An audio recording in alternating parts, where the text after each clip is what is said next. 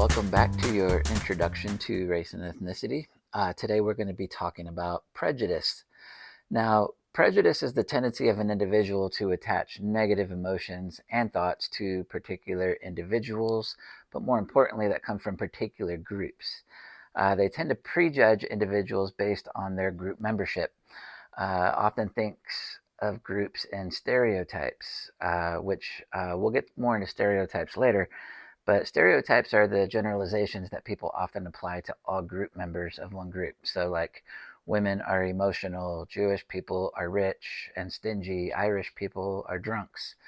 By the way, if you want to have some fun, Google stereotypes about Americans. You'll have a few laughs there. So, some may not know why they have particular resentfulness toward a group. Nevertheless, it's still prejudice. But prejudice is often just simply passed down in very subtle ways from generation to generation. So now I'd like to get into some of the causes of prejudice. We perceive group competition. This often leads to prejudice. It's often used to justify and rationalize a more privileged status. So to be more fair, prejudice doesn't cause competition, it results from competition. Probably the second thing would be cycles.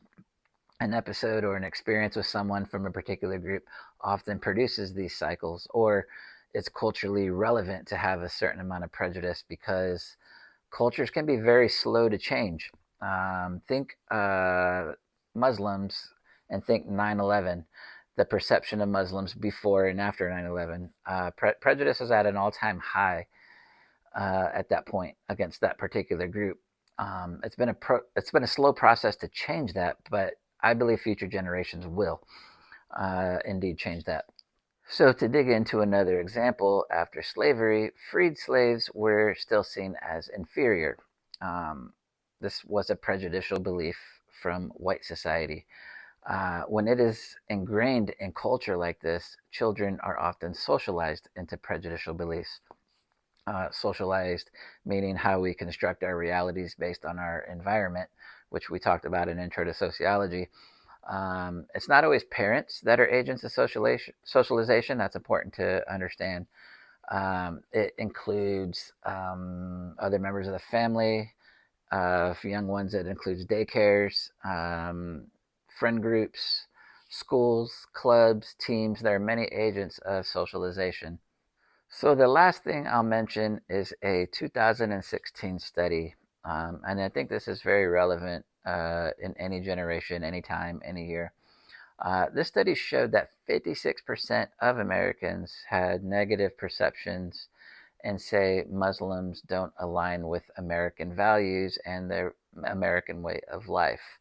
Now, the important thing worth noting in this study is that of those 56%, 92% of those people don't interact with Muslim people. And only 6% of them have actually had regular interactions in the previous 5 years with Muslim people. My point, we fear and we develop prejudice based on what we don't know. So, my advice is to reach out, try to understand something that you don't get. Try to recognize these preconceived notions and these prejudice that we have. We all have them in one way or another. So let's try to do better.